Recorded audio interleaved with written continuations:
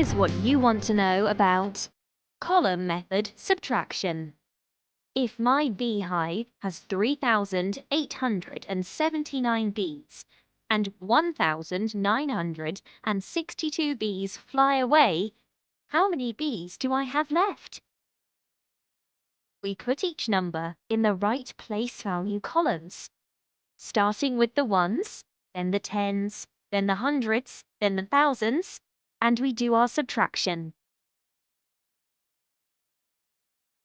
1,917. It looks right to me.